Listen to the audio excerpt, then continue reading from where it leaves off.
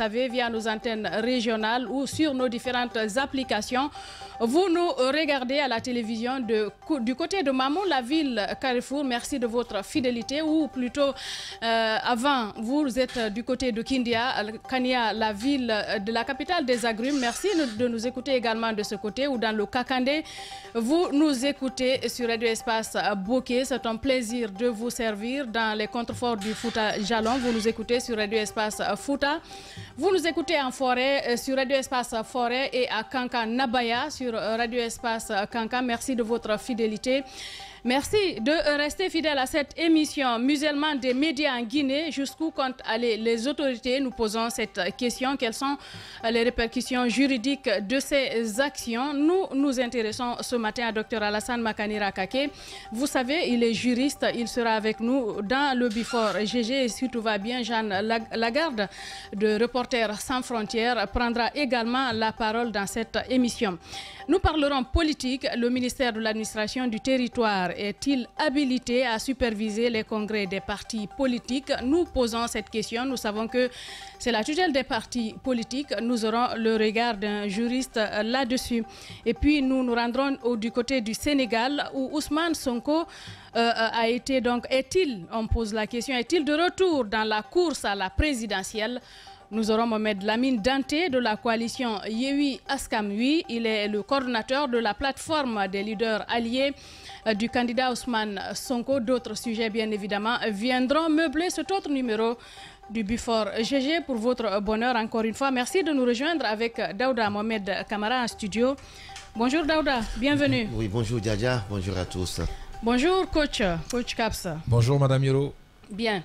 Alors, on ouvre par cette actualité, bien évidemment. C'est le musellement des médias en Guinée. Nous posons la question, jusqu'où comptent aller les autorités de la transition Daouda Mohamed Kamara?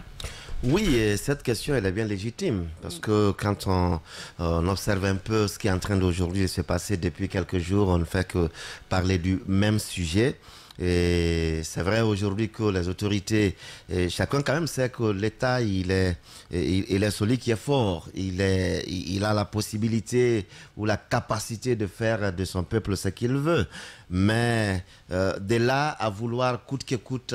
on le dit d'ailleurs, quand il est trop faible, nous périssons. Nous périssons. Quand il est trop fort, il nous écrase. Il nous écrase. On a l'impression qu'on va plutôt dans la deuxième alternative. Effectivement, aujourd'hui, je crois qu'il se sent très fort et trop fort d'ailleurs.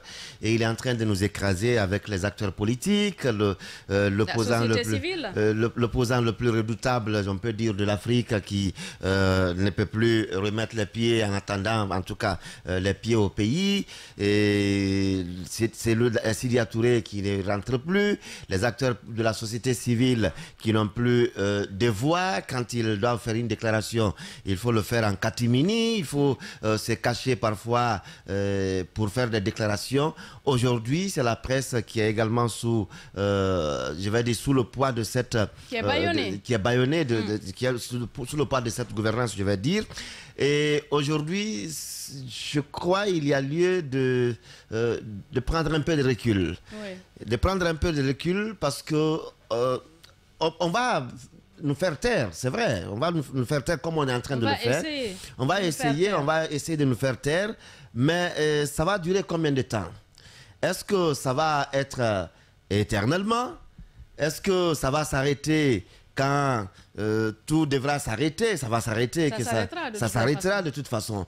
Et donc aujourd'hui, dès qu'on parle de cette situation, il y a tout de suite des éléments qu'on vous oppose. Non, vous ne pouvez pas parce que vous êtes ceci. Non, vous ne pouvez pas parce que vous êtes cela. Et on trouve toujours, comme on le dit souvent, on trouve toujours un pouls sur un prétexte, un pouls sur le crâne rasé. Et on vous accuse de tout et de rien. Tout simplement parce qu'il faut motiver la décision. Oui. Et cette motivation de la décision, nous sommes en train de la vivre aujourd'hui. Mais après tout, il faut aussi comprendre que nous n'avons pas intérêt quand même à ce qu'on nous accuse. Quand on parle de sécurité nationale, nous n'avons pas intérêt que tu bascules dans ce pays. Parce que si nous devons être dans nos studios, sur nos plateaux de télévision, c'est parce que le pays, la sécurité nationale, elle est de mise. Mais est-ce qu'au même moment, nous devons nous mettre dans une dynamique de soutenir une quelconque idée de déstabilisation. C'est vrai, parmi nous, il y en a qui vont au-delà de ce qu'ils doivent dire, qui ne sont pas dans... Qui dérapent quelquefois. Qui dérapent quelquefois. Mais c'est ce qu'on ne cesse de dire. Quelqu'un, si c'est moi qui ai dérapé, par exemple, on connaît la voie, le recours pour que je réponde, pour que je réponde et que je subisse la sanction qu'il faut. Mais s'il faut frapper tout le monde avec le même fouet, même celui qui n'est pas responsable de la faute qui reçoit le coup de fouet, je me demande bien qu'est-ce que, après tout, ça va donner quoi? Que vaut la loi dans tout ça? Et nous allons d'ailleurs poser la question à Dr Alassane Makanera Kake, qui est en direct chez le Before GG. Bonjour docteur, bienvenue. Bonjour et avec plaisir. Bien. Allez-y, Kapsa, pour la première question. Alors, docteur, bienvenue à vous dans cette émission. Donc, vous le constatez, hein, comme tous les Guinéens, on suit également la presse guinéenne aujourd'hui qui est en train d'être muselée, beaucoup de sanctions, on brouille les zones des médias, la restriction d'Internet. Est-ce que les raisons qui pourraient justifier ça seraient des impératifs de sécurité nationale? Quel est votre regard de juriste sur tout ça? Vous savez, dans tout temps et dans tous les pays, il y a eu des problèmes de restriction de la liberté ou de limitation des médias en cas de sécurité nationale.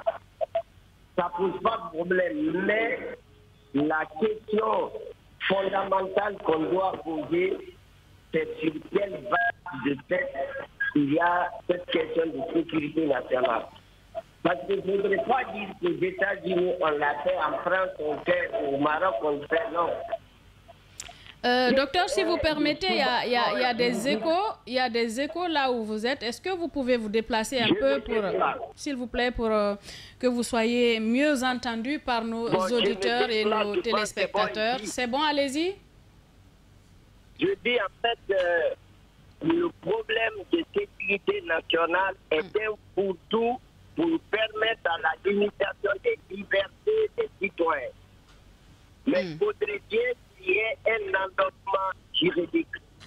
La question nécessaire et fondamentale que nous devrions poser, si la sécurité nationale réellement est une condition de restriction de liberté ou même la suspension de l'exercice de certaines libertés, mais sur quel fondement juridique en Guinée nous nous basons pour appliquer cette théorie de sécurité nationale? Ça, c'est la première question que je trouve difficilement à ce que personnellement, niveau, je puisse répondre. Et en droit, il y a beaucoup plus qui compte la procédure que le fond. Est-ce que dans l'application, je prends un cas, le retrait de certaines chaînes de télévision dans les bouquets de StarTime et Canal Plus télé, la question qui se pose, la manière de le faire, les sociétés ou les entreprises de presse qui ont des relations avec les sociétés où il y a les bouquets de fleurs, il y a un contrat.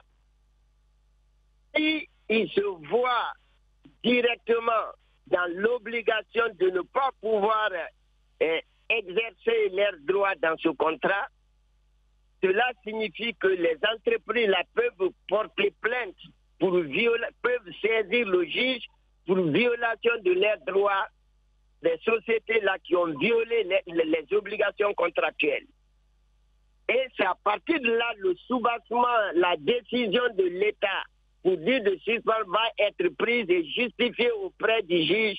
Est-ce que question de sécurité nationale se justifie par rapport à la mesure prise? Parce que nous n'avons pas la capacité et la compétence d'apprécier. Mais il appartiendra aux juges qui peuvent être au courant de ce qu'on appelle secret défense ou autre chose pour pouvoir apprécier la décision. Donc voici moi la première question que je me pose, dont je ne pourrais pas répondre parce que je n'ai pas vu réellement une décision de l'État pour dire que c'est interdit. Plutôt, ce que j'ai eu comme information, c'est que le fait existe. Ces entreprises, certaines entreprises de presse ont été retirées des bouquets. Il y a la décision de la HAC, si vous permettez, qui s'adosse sur des injonctions ou des informations reçues auprès des autorités compétentes. J'ai lu ça. Ça, c'est une décision de la HAC, mais qui n'a pas motivé, on ne va pas dire des injonctions. On doit se baser sur des lois. Je parle effectivement de ça. J'ai lu cette décision, mais le fondement de la décision qui porte à discussion, c'est le juge qui doit dire, parce qu'on ne peut pas dire sur injonction. Est-ce que si la HAC a l'injonction qui est contraire à la loi, la HAC va appliquer la loi ou l'injonction administrative?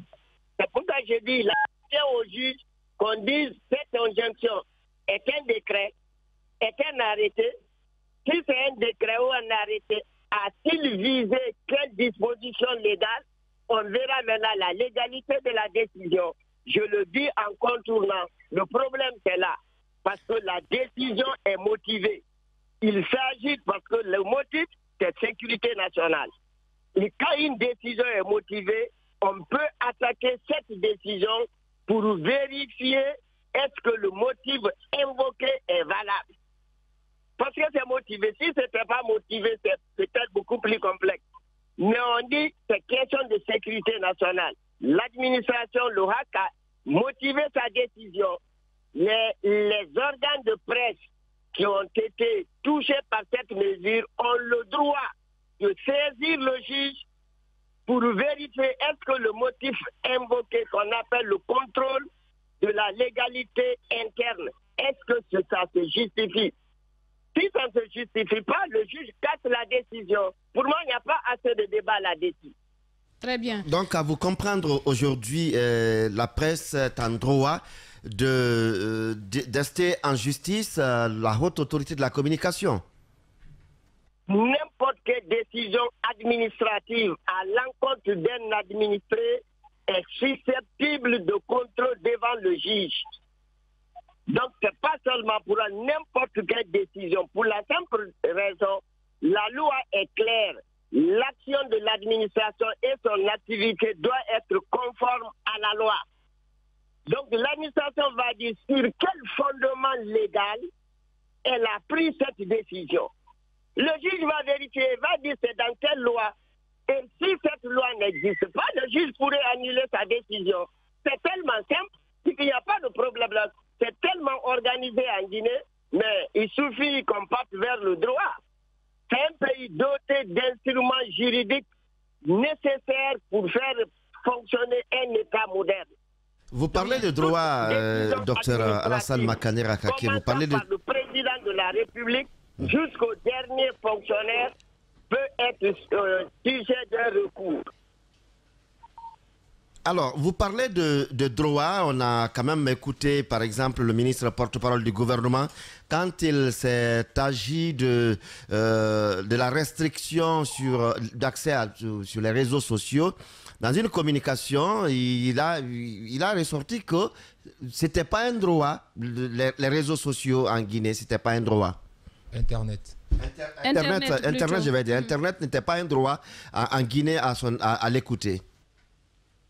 Bon, si vous prenez nos différentes constitutions, même la charte, il est clairement mentionné de manière expresse que le Guinéen a droit à l'information et aux sources accessibles à tous.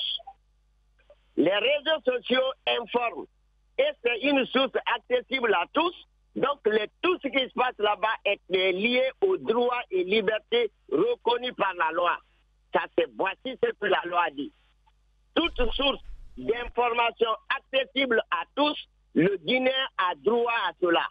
Alors, docteur, dans les mêmes sièges, hein, également, on a récemment vu la sortie de nos confrères, notamment de Joma Media, qui disait qu'il y avait eu l'installation des brouilleurs autour de Joma, ce qui fait qu'ils ont des difficultés d'Internet. Et quand ils sont allés voir, il a été demandé selon eux... Ils n'avaient pas accès à Internet parce que selon eux, lors des venues de l'ARPT, à travers les FAI, les fournisseurs d'accès Internet, de les couper Internet. Est-ce que cela on peut dire que ça respecte la loi également parce qu'il n'y a pas eu de base légale à cela. Mais l'autre élément, l'autre question que je veux rajouter à ça, on a vu également la restriction d'Internet carrément à travers les citoyens qui n'ont plus accès à ces différents réseaux sociaux, sachant que ces citoyens-là payent déjà la connexion à travers des fournisseurs d'accès Internet qui n'ont fait aucune communication vis-à-vis de la population. Quel est le regard juridique également, votre appréciation juridique sur cette question? Nos constitutions, je ne vais pas loin de nos constitutions. Nos constitutions disent que les Guinéens ont le droit de former des associations ou des sociétés pour revendiquer leurs droits collectivement. Ça, c'est un droit collectif, l'accès aux sources d'information accessibles à tous. Quand il y a restriction par la volonté d'une administration, les Guinéens collectivement, parce que c'est une mesure collective, ont le droit d'attaquer la décision de l'administration devant le juge. Voici la voie du droit. Mais de l'autre côté, moi je suis un client. Je paye à une entreprise X pour la fourniture de l'Internet ou autre chose. Alors que j'ai payé mes droits, je respecte les obligations du contrat. Si cette entreprise reçoit de l'État ou 10 personnes pour empêcher à ce que je puisse jouir de mes droits, j'intente un recours contre l'entreprise qui a de contrat avec moi. Moi, je n'ai rien à voir avec l'État parce que je n'ai pas contracté avec l'État. Mais l'entreprise qui a retiré les chaînes dans son bouquet, alors que j'ai payé, mais je le trimballe à la justice.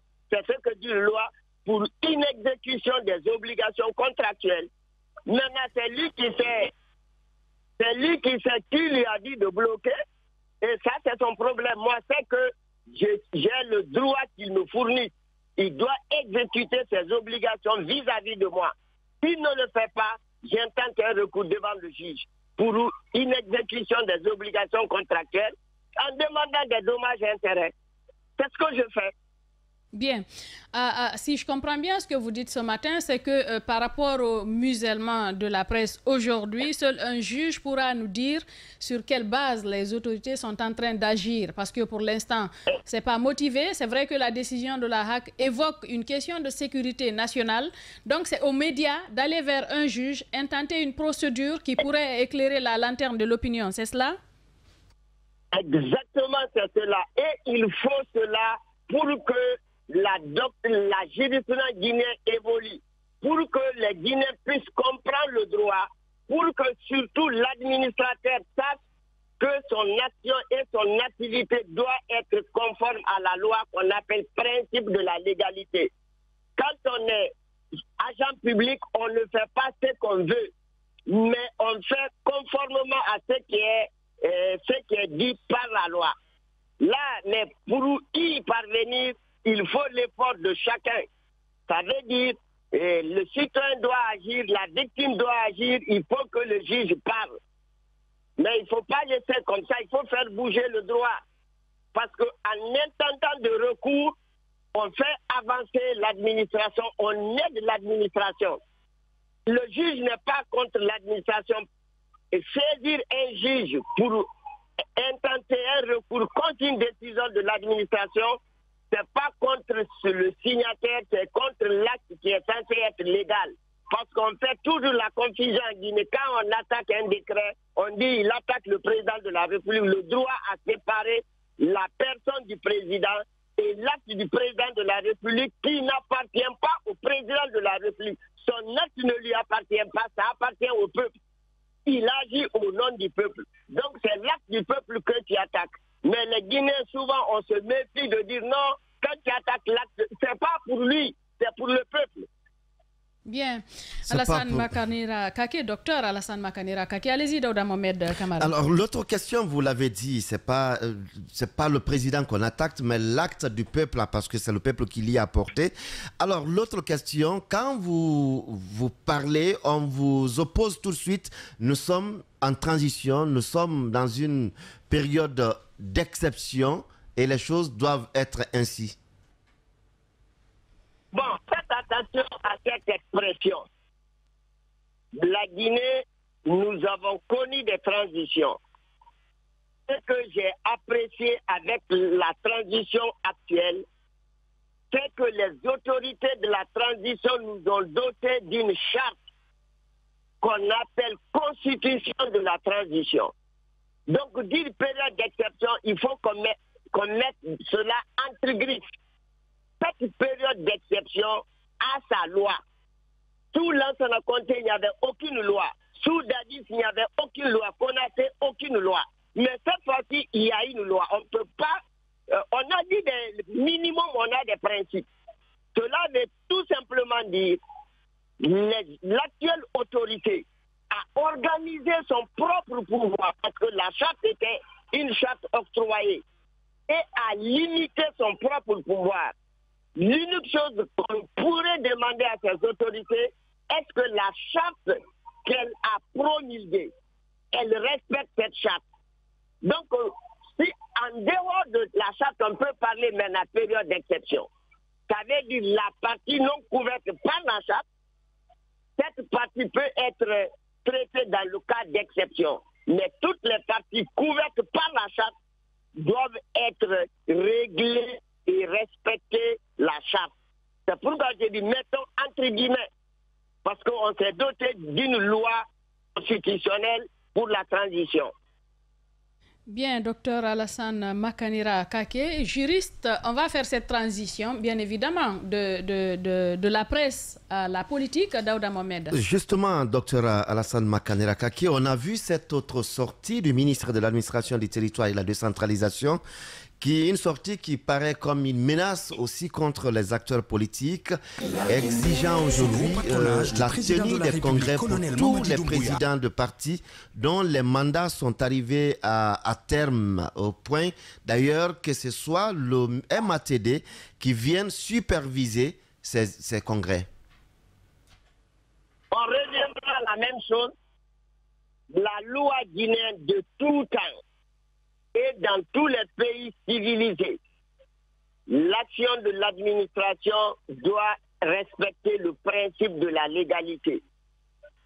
La question qu'on va poser encore, et ça appartient aux autorités de l'administration du territoire, est-ce que ce communiqué est conforme à la loi qui réglemente la vie des partis politiques, notamment la charte des partis politiques?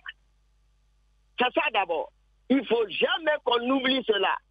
Est-ce que exiger, en faire une condition pour ceci et cela, est-ce que la charte qui réglemente les partis politiques dispose expressement ou implicitement cela? Parce que l'action de l'administration doit être conforme à la loi. Ça, c'est la première remarque. La deuxième remarque, c'est qu'un communiqué n'est pas une décision.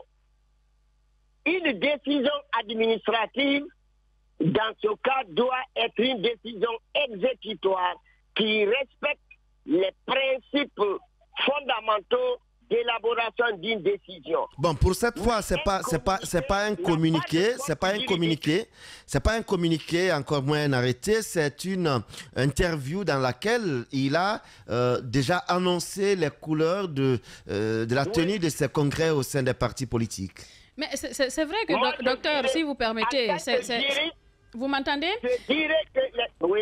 Si vous permettez, c'est vrai que le ministère de l'administration du territoire et de la décentralisation et la tutelle des partis politiques, c'est le ministère qui donne les agréments. Mais de là à dire, à taper du poing sur la table, à exiger des partis politiques qu'ils tiennent leur congrès, est-ce que ce n'est pas une cuisine interne aux formations politiques là? C'est ce que je veux vous dire, c'est ce que j'ai dit.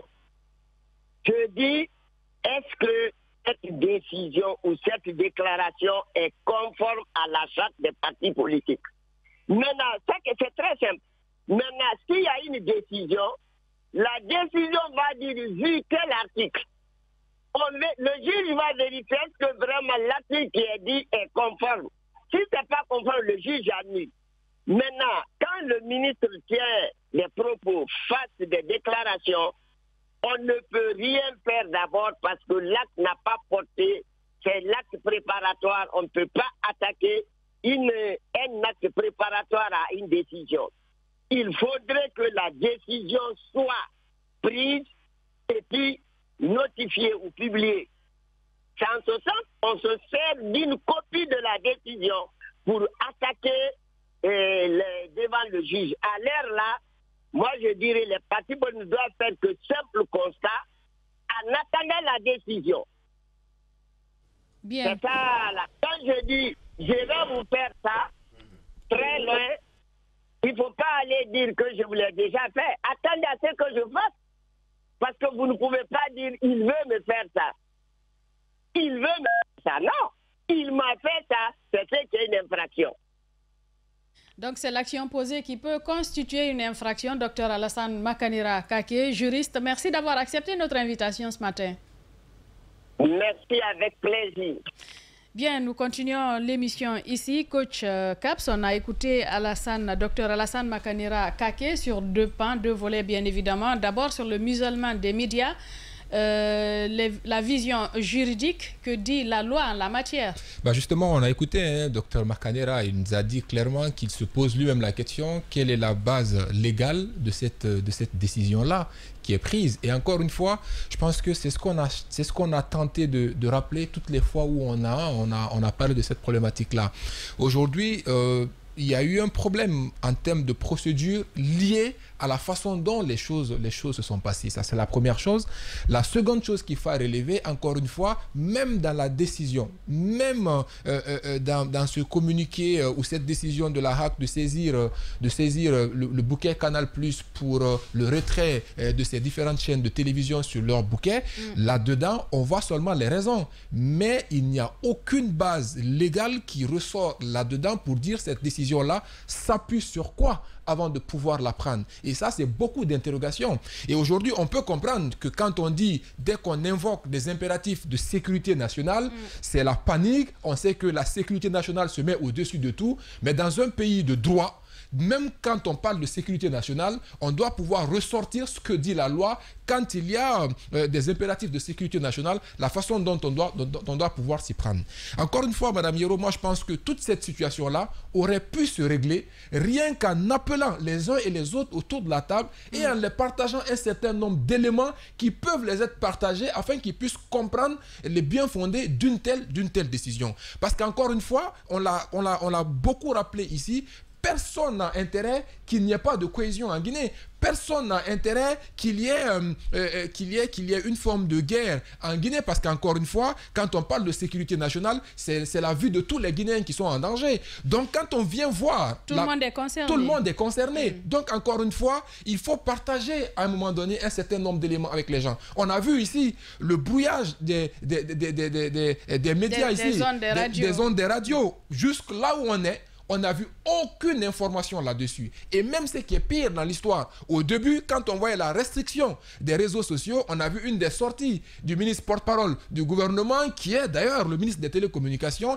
qui dit que ça n'a rien à voir, Internet fonctionne normalement en Guinée. Le seul problème qui pourrait causer ça, c'est parce qu'on a un seul câble sous-marin. Il nous l'a dit plusieurs fois. C'est après, on voit une de ses sorties sur les réseaux sociaux également via son compte Twitter, où il nous apprend qu'il y a beaucoup de dérives dans les médias, il y a des propos qui vont dans le sens communautaire, la division, etc. Donc il a relevé un certain nombre de choses. Moi je pense que toutes ces choses-là, encore une fois, peu importe, c'est des choses qui peuvent se régler. Il faut appeler les gens autour de la table. On a l'organe de régulation des médias qui est la HAC.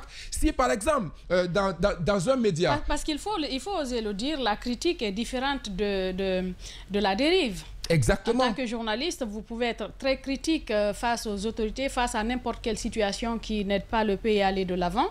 Mais de là à sortir du cadre professionnel, ce sont deux choses différentes. Mais par exemple, pour la dérive, je suppose qu'il y a la haute autorité de la communication qui pourrait interpeller soit la personne, le journaliste qui est sorti du cadre professionnel, ou peut-être même aller jusqu'à suspendre une émission. Exactement. Mais de là à frapper tout le monde, comme Daouda le disait, avec le même bâton, c'est-à-dire éteindre carrément des groupes de médias, différents groupes de médias, ça sort de l'ordinaire. Et d'ailleurs même, vous faites bien de rappeler ces règles et ces procédures-là. Aujourd'hui, à la décharge de l'État, ça on peut l'admettre. Souvent, il y a certains confrères, il y a certaines personnes, quand on les entend sur des médias avec certains termes, on sait qu'effectivement, il y a des reproches qu'on peut, il y a des reproches qu'on peut les faire. Mais quand c'est comme ça, la personne interpellez-la. Quand c'est comme ça, la personne suspendez-la. Si c'est l'émission, suspendez l'émission. Mais à aller mettre en garde d'abord, mettre en garde, alerter, dire que non, prochainement, si vous tenez de tels propos, on interpelle, on met d'abord en garde. Parce que c'est à des échelons différents. Exactement. Et d'ailleurs, ça peut même aller jusqu'au-delà de ça, Madame Miro. Par exemple, qu'est-ce qui empêche la HAC? Qu'est-ce qui empêche, par exemple, même le ministère de l'Information et de la Communication de dire, au regard de tout ce qu'on est en train de voir... Le ministère qu'on n'entend pas d'ailleurs depuis le début de cette situation. Voilà, pendant que c'est notre ministère du tutelle. Donc, en réalité, eux-mêmes pouvaient entreprendre, par exemple, d'organiser les états généraux de la presse. Parce qu'ils voient... Ou même une campagne, passer dans les médias, s'entretenir. La HAC a commencé cela, par exemple, au lendemain des événements du 4 novembre.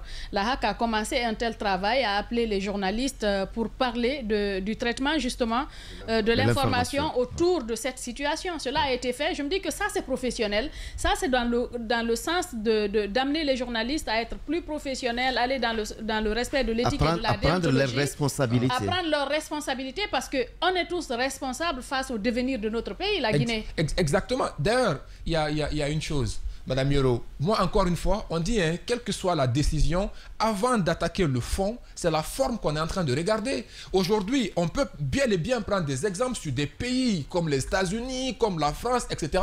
Mais encore une fois, il faut dire qu'à chaque fois qu'une telle décision est prise à ce niveau-là, ces décisions-là sont motivées sur un point de vue juridique. Mais ici, encore une fois, de toutes les différentes sorties qu'on est en train de voir, on ne nous a jamais rappelé une telle disposition de la loi qui puisse dire effectivement qu'on peut aller jusqu'à pouvoir le faire. Et ce qui est encore pire, on n'a jamais notifié personne sur la question. Et on a même vu la HAC ici, quand on a discuté avec le président de la HAC, il nous a dit que c'est après avoir pris la décision qu'une plénière sera organisée. Au cours de la plénière, ils verront est-ce qu'il faut rencontrer ces patrons de médias pour après les notifier. C'est plus fort que la HAC. Justement, c'est pour dire simplement que c'est plus fort que la HAC. Je plains le doyen Yacine parce que je le disais la dernière fois quand nous l'avons eu dans ce studio, c'est toute une carrière, une belle carrière qui est mise à l'épreuve là. Et c'est plus fort que la HAC. C'est passé. La deuxième décision, si vous saviez dans quelles conditions elle a été prise, dans quelles conditions les commissaires ont signé.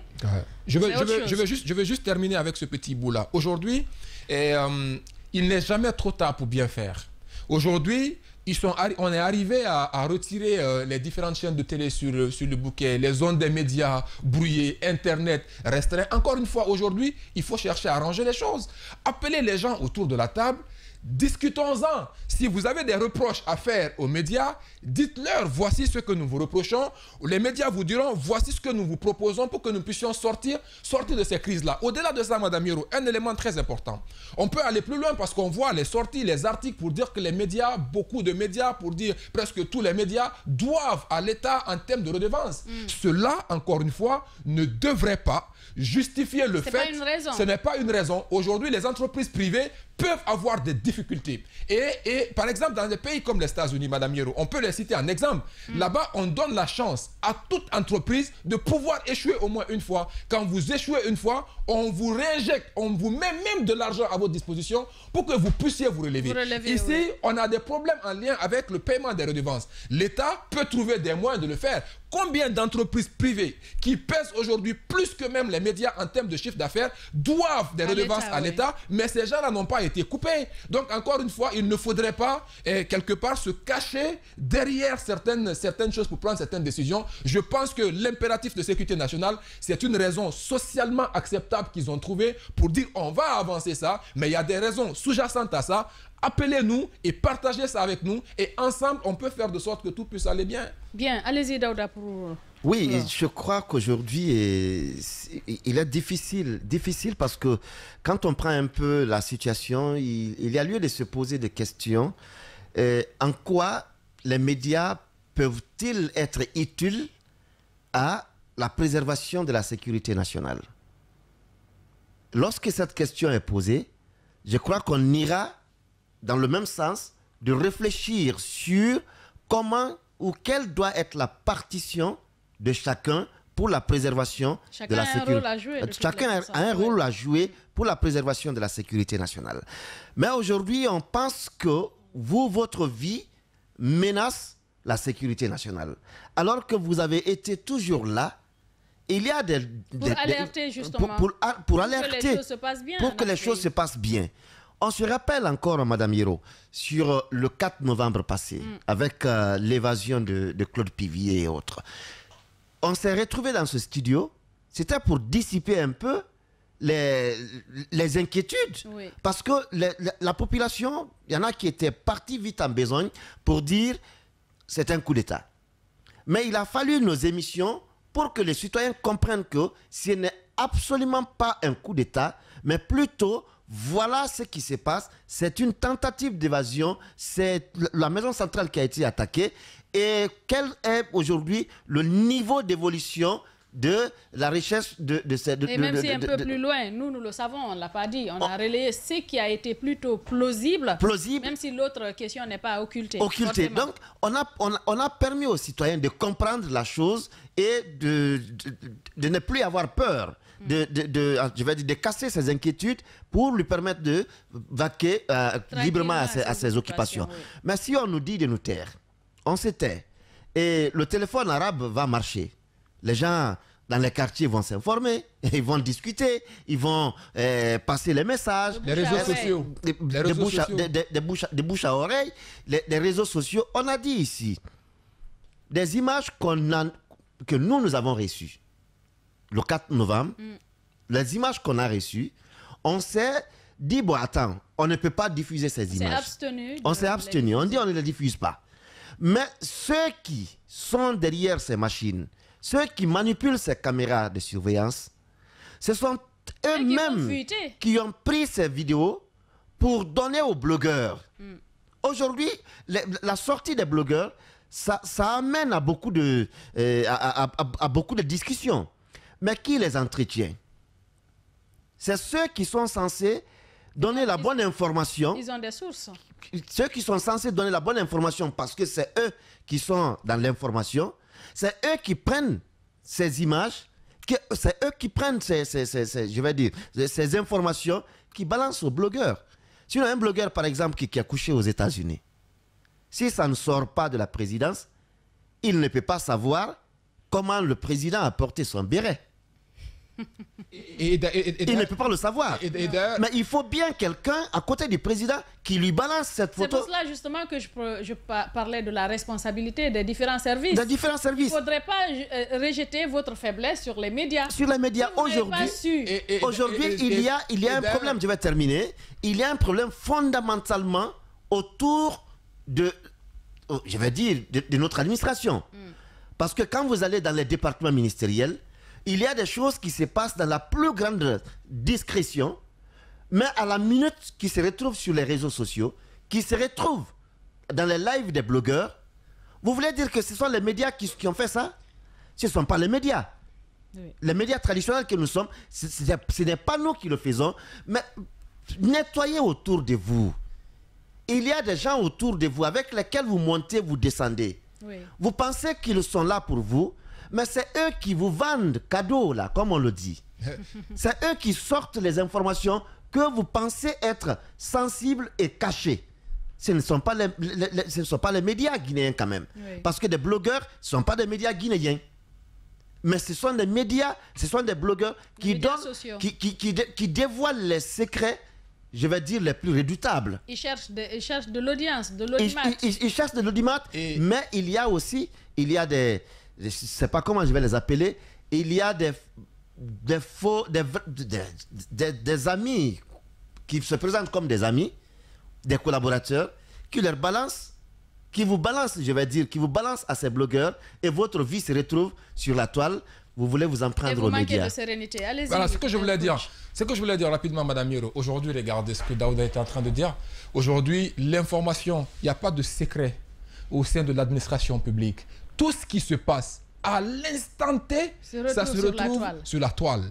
Et ce qui est grave, et là où je plains tout ce qui est en train de se passer, il faut quand même dire que ces médias que nous sommes, nous traitons les informations, à la différence des médias sociaux, ils ne traitent pas. Si vous bloquez, vous muselez ceux-là qui sont en capacité de traiter l'information qu'ils reçoivent avant de la diffuser, et vous laissez ceux-là qui ne traitent pas cette information continuer, et là, il y a un problème. Et aujourd'hui, en réalité, on doit plus donner de la force à ces médias traditionnels pour qu'ils puissent rééquilibrer la bonne information et donner. C'est d'ailleurs pourquoi, dès qu'une information se passe à l'instant T, sur les médias sociaux, l'information est là, mais les médias prennent du temps avant que l'information ne se retrouve sur la place publique, parce qu'il y a un temps pour traiter toute cette question-là. Donc, encore une fois, il est important de pouvoir faire ça. Et l'autre élément, encore une fois, il faut le préciser, et ça, c'est important, ça ne va pas plaire à certains, mais des fois, il faut le dire. Souvent, quand on écoute certains de nos confrères, et ça c'est important pour moi de le dire, on a tendance à croire que c'est des blogueurs sur des médias sociaux qui parlent. Parce qu'aujourd'hui, beaucoup d'entre eux sont à la recherche de l'audimat, ils sont à la recherche des likes, des vues, des partages, pour que ça puisse aller vite. Mais eux, au moins, on peut les recadrer. Eux, au moins, il y a la loi qui prévoit au moins, on peut appliquer la loi sur eux. Oui. Mais un blogueur auquel un proche du président a donné une information, comment vous allez l'encadrer? De la responsabilité de l'État. Il faut assainir au sein de l'État. Alors, tout se passe là. Cela n'empêche pas également d'en appeler à la responsabilité des uns et des autres. Ça a toujours existé. Vous avez toujours des taupes au sein des différentes administrations. Ça, c'est à travers le monde entier. Maintenant, là, il faudrait une certaine sérénité pour savoir comment s'y prendre. Comment est-ce qu'il faut s'y prendre pour ne pas, du coup, ternir l'image du pays? Parce que ce qu'on est en train de vivre, c'est la crainte de cette question de sécurité nationale, cette frilosité des autorités qui n'arrivent pas à canaliser la situation, elles s'en prennent finalement à tout le monde. C'est là l'interrogation. Et là, vous sémez une certaine panique, vous sémez de la psychose, vous violez des droits. C'est ce qu'on est en train de vivre aujourd'hui. Exactement, et ça ne fait pas une bonne presse pour le pays à l'international. Et d'ailleurs, ce qu'il faut dire... Oui, ça ne fait pas une bonne presse, si on se soucie de cela. Et d'ailleurs, l'autre élément que Dr Makanera a rappelé, qui est important de le dire, aujourd'hui, ces partenaires-là, je veux parler du bouquet Canal, StarTimes, qui ont des contrats avec les médias, qui aujourd'hui ont retiré ces médias-là. Il ne faut pas occulter que les médias aujourd'hui sont en train de perdre de l'argent. Seul StarTimes, d'ailleurs, a eu, je peux dire, la courtoisie de faire un communiqué. Et Canal l'a fait, mais tardivement. Oui, mais il a fallu... par exemple, StarTimes a été saisi tardivement, longtemps bien après Canal. Oui. Il a fallu donc cette sortie que l'autre aussi soit interpellé pour le faire. C'est la moindre des choses, je me dis, quand il y a un contrat entre deux entités. Exactement, parce qu'aujourd'hui, Madame Yoro, l'autre élément qui est en train d'échapper aux gens, les médias sont en train de courir aujourd'hui beaucoup de pertes, des pertes au niveau des finances, et ce qui pourrait également menacer des emplois, parce que c'est des gens qui travaillent là. Si les médias, si nous ne passons pas sur le bouquet Canal, nous ne passons pas pour StarTimes, ça va contribuer à réduire l'audience de ces médias-là. Et finalement, les partenaires ne viendront plus pour communiquer. Et s'ils ne viennent pas d'argent dans les médias. Et si pas d'argent dans les médias, encore une fois, c'est les emplois qui sont menacés. Et ça, c'est encore une fois une des responsabilités de l'État de garantir tout ça et de garantir les investissements des gens et d'encourager les gens à venir en Guinée pour que l'écosystème entrepreneurial guinéen puisse être beaucoup plus attractif. Mais au regard de ce qu'on est en train de voir là, ça n'encourage pas du tout, encore une fois. On demande plus de pédagogie à notre État, mettez de la pédagogie dans la façon de faire, mettez de la bonne forme et finalement, on a tous un dénominateur commun, c'est l'amour de la Guinée et c'est la cohésion sociale. Et cette question de Fodé Baldé qui dit « Est-ce que les mesures prises par le gouvernement pour assurer la sécurité nationale ne sont pas elles-mêmes source d'insécurité nationale avec le postulat « La sécurité est l'absence de la peur ». Les mesures ne sont-elles pas à la base de la psychose actuelle? Fodé Baldé de l'UFR qui pose cette question. Allez-y, Daouda, pour clore. Oui, pour clore, je crois que... Est-ce que vous pensez que le fait de mettre en avant ce que les médias doivent, par exemple, à la RPT, est-ce que c'est la bonne manière de... C'est l'épée de Damoclès. Qui plane sur la tête de tous les médias. Parce que, je le disais la dernière fois, c'était aussi la stratégie du président Alpha Condé quand il voyait ses opposants... lui, c'était les audits. Voilà, lui, c'était les audits.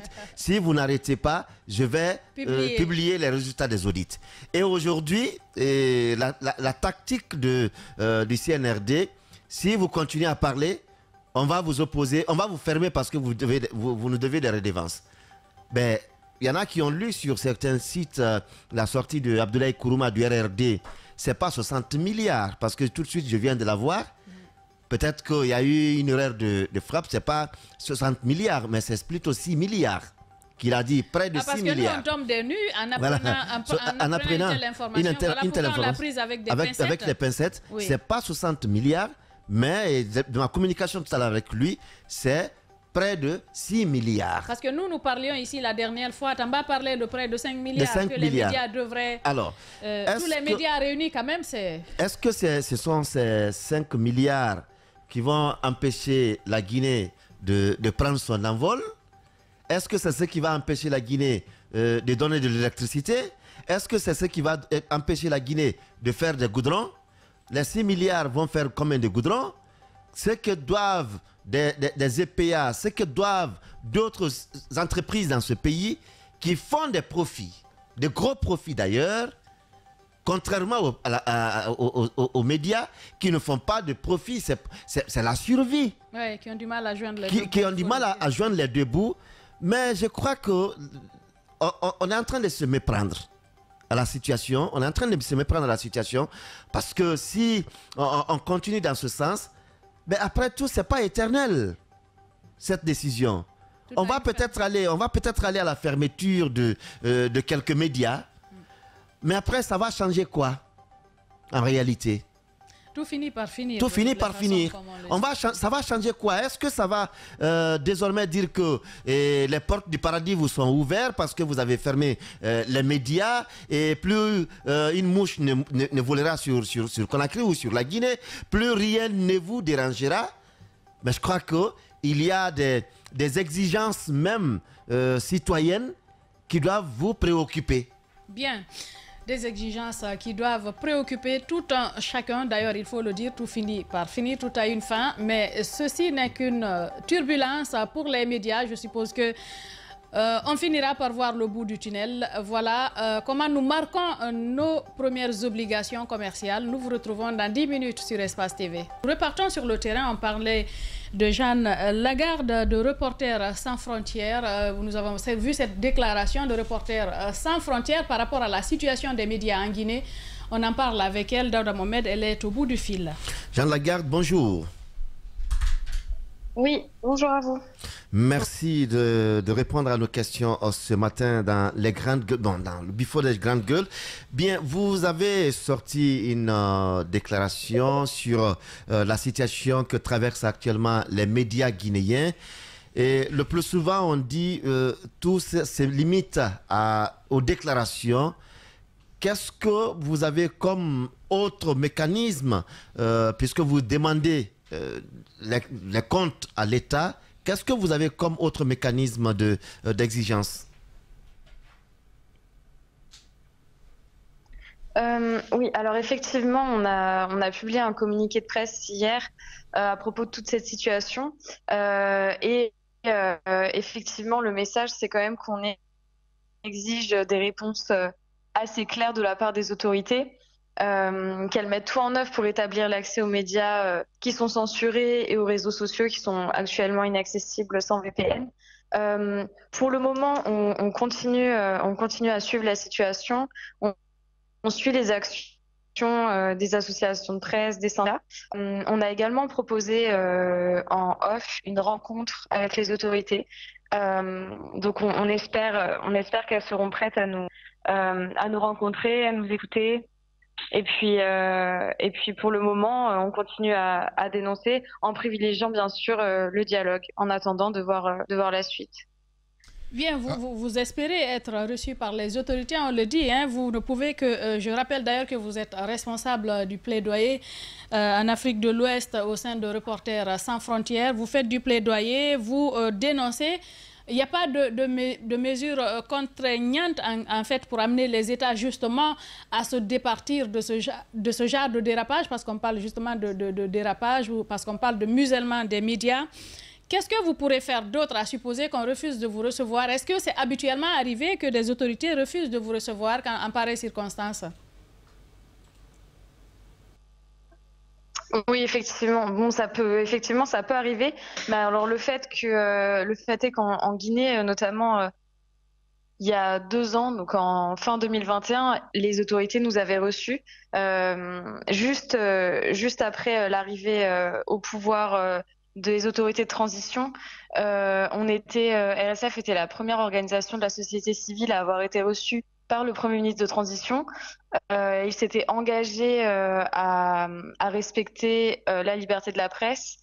Donc on espère également miser là-dessus, dans le sens où si nous ont rencontrés une fois en s'engageant, on espère également pouvoir les rencontrer maintenant.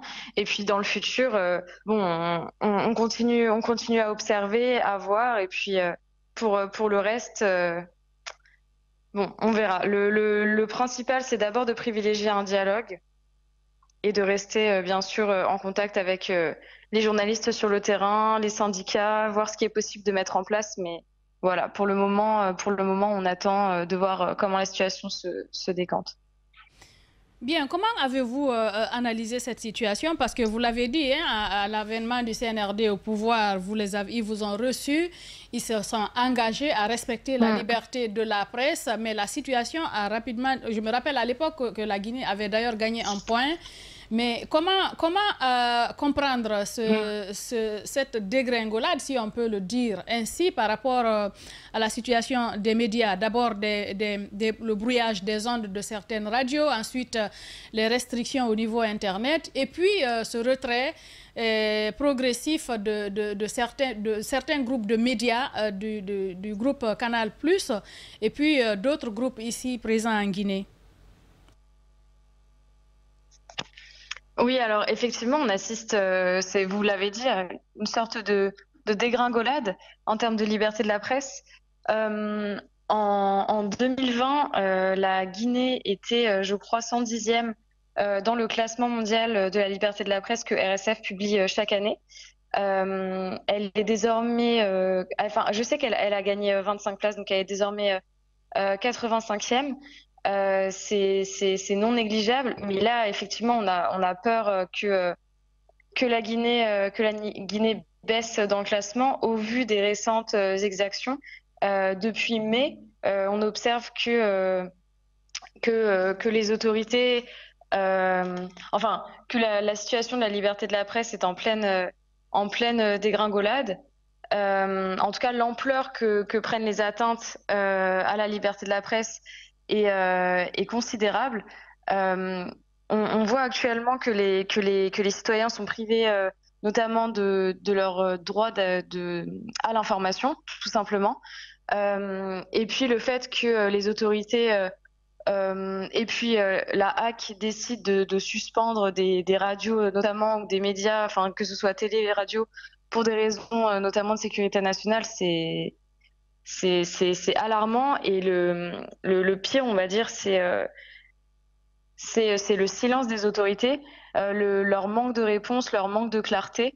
Donc pour l'instant, on ne peut que déplorer le fait qu'il y ait un manque de transparence et que les citoyens et les journalistes demandent des réponses et demandent à ce que leurs médias puissent reprendre comme ce qui devrait être la norme en fait.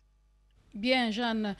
Lagarde, chargée de plaidoyer au Bureau Afrique de l'Ouest de Reporters sans frontières. Alors, des actions ont été initiées récemment, non seulement par le syndicat, mais aussi par les associations de presse. Finalement, il y a eu un rétropédalage au vu de la gravité des situations. Quel message vous avez aujourd'hui à l'endroit des médias guinéens, mais aussi aux autorités?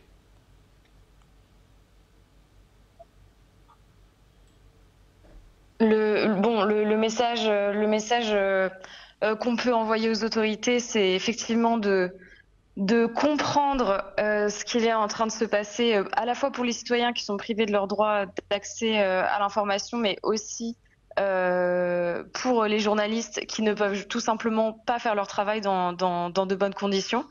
On leur demande de sortir de leur silence, de tout mettre en œuvre pour remédier à cette situation, que ce soit bien sûr les brouillages des radios privées, l'inaccessibilité des réseaux sociaux, le retrait de certaines télévisions et radios du bouquet Canal et Star Times. Et puis pour les médias et journalistes, c'est de rester soudés, de continuer à... Alors effectivement, privilégier le dialogue avec les autorités, c'est une excellente chose. Le fait que par contre ça continue, que les brouillages continuent, que la censure continue, je pense à titre personnel que le fait de se souder et d'organiser des manifestations ou bien toutes les formes de lutte contre cette censure seraient bienvenues. Bien. Jeanne Lagarde, responsable plaidoyer Afrique de l'Ouest de Reporters sans frontières. Merci d'avoir accepté notre invitation, Jeanne. Merci à vous de m'avoir reçue. Bien, très bonne journée à vous du côté de Paris. Nous continuons.